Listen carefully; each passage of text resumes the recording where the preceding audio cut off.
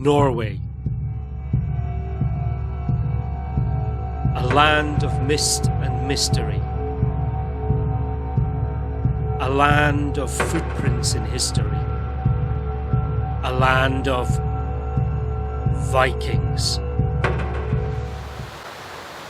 Hello, and welcome once again to Norway, and welcome to the second episode tracing the Viking footprints.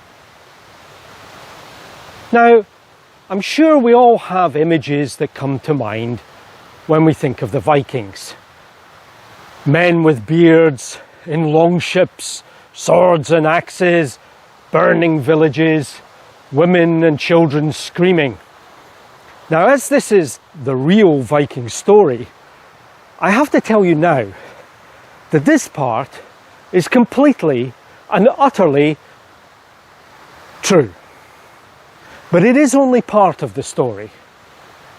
So if you're interested in the real Viking story, why not click on the subscribe button to the right hand side below your screen. This episode of Viking Footprints is filmed in Kransteinsparken Open Air Museum in Hyllestad, West Norway. And maybe here we will find a different version of the Viking story from that found in recent television dramas. You modern people, you have some strange views and even weirder habits. You think we're all called Ragnar or Lagerther and we go around killing people all of the time. What is it with you modern people when you're moving picture boxes on your walls? They don't tell you the whole story. Here, we're much more interested sometimes in making money through trade rather than raid. It's not all about Lindisfarne, you know. Well, actually, I don't know, so why don't you enlighten me? Well, the storytellers say that ships left these shores in the year 793, and they came to a place that you modern people call England. You've heard of that one, haven't you? Well, actually, it was the lands that would become England before they were actually called England. And there the Vikings found a great church, a monastery. Oh, and they did enjoy the gold and the silver that they found there. Oh, and the precious stones. And the wine. Oh, let's not forget about the wine. Oh, that was lovely. In fact, the hospitality was excellent. I guess in your modern world, with your metal boxes with candles inside that you keep pressing all of the time, I guess they would have given it a very good rating on your trip advisor.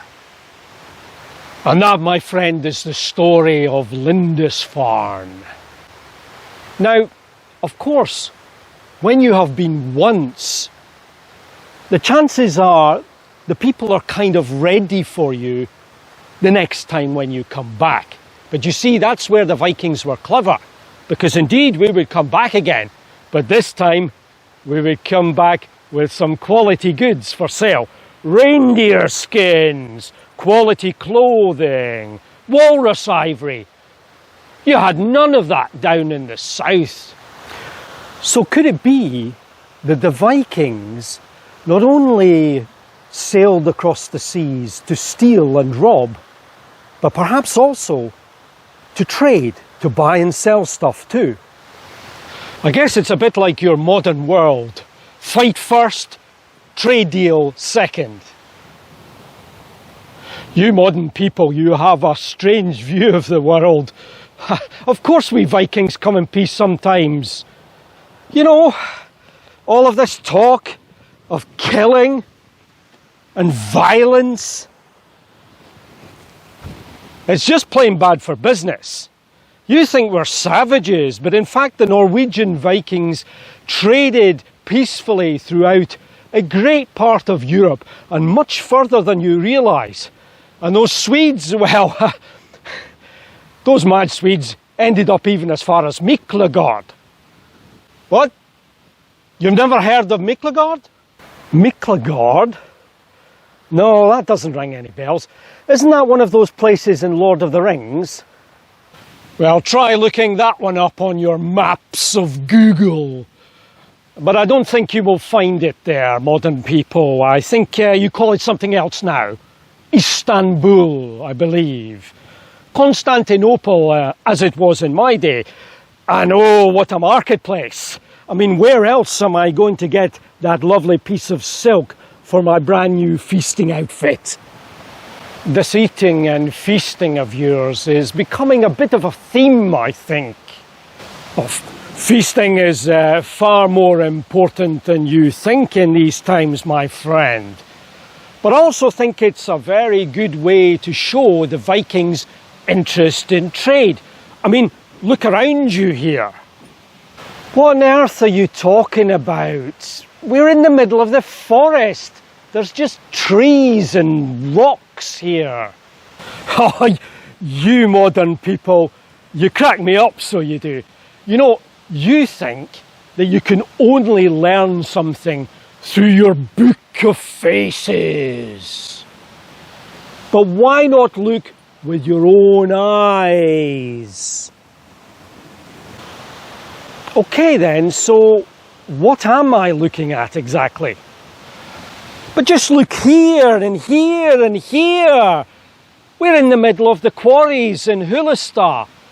This is where in the Viking Age they produced thousands of kvernstein, millstones for grinding grain into flour, for making bread. You talked about it in the last episode.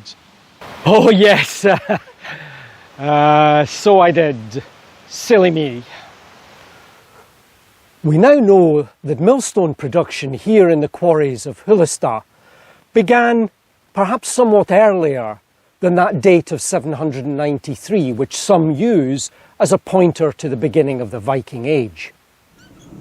And come the latter part of the 10th century, millstones from Hyllestad were big business.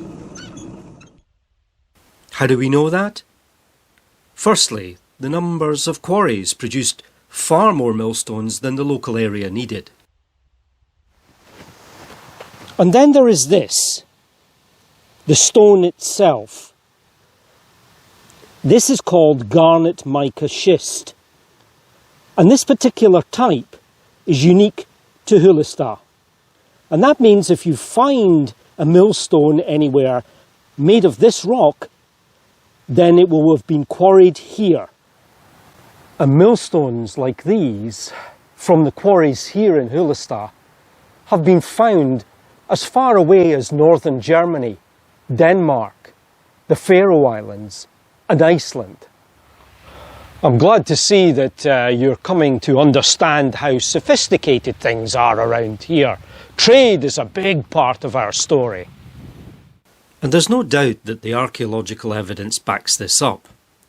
Goods of all sorts turn up throughout the Vikings' trade network, and it extended from the Silk Road centre of Constantinople and back to the Baltic Sea, and from there to the whole of Scandinavia, and to the west, the British Isles, Iceland, Greenland, and even the coast of North America, what is now Newfoundland and Canada. You see, this is big business. It's just as well that we have a good stock of thralls around here. A good stock of what? Thralls! Slaves! How else do you think I'm going to get the work done around here? Well, that's an interesting development. And here is perhaps a less palatable part of Viking Age trade, the slave trade. There's no doubt that the Vikings were human traffickers on an industrial scale. But do remember that slavery was pretty common in most societies, both before and after the medieval period. But I wonder how many realise that the Vikings built a significant part of their economy on slavery. How many English speakers today would know that when they use the word enthrall, that it actually comes from the Old Norse and literally means enslaved. Now, hang on, before you go all modern and moralising on me. I'd rather be a slave under the Vikings than, say, those brutal Romans. Yeah, for sure. It's not any fun being a slave, I understand. They get the worst of food, the worst of clothes and accommodation. But at least here in Norway, we have some progressive laws and customs. Yes, for example, if a slave gets injured, well, of course, the compensation goes to the owner. But in some cases, perhaps even a third of it may go to the slave. And here, it's possible for a slave to be given their freedom. If their owner decides, they can do that. And in fact, a slave can even buy their own freedom. Progressive laws and customs, you say? Well, that definitely sounds like a subject for another episode. While there is no archaeological evidence of the involvement of slaves in the production of millstones here in Hyllestad, it's clear that the production in this central quarry was so large in the latter half of the Viking Age that it probably required more than the efforts of just the local population. Think of moving these larger water millstones down to where they are loaded onto the boats. Much easier if you have slaves around to do that. The Vikings had a curious logic to justify slavery. They would say that if you were stupid enough to be enslaved, then you just must be plain stupid, and therefore not worthy of being a free person. Okay, now you are just getting seriously boring. Why all this talk about slaves? I thought we were talking about trade. They're not worth talking about. But what is my beautiful new silk on my outfit. You know, it's really important for a Viking to look good, don't you think? And unfortunately, when it comes to talking about the Vikings, he's pretty much right. But that's for another episode.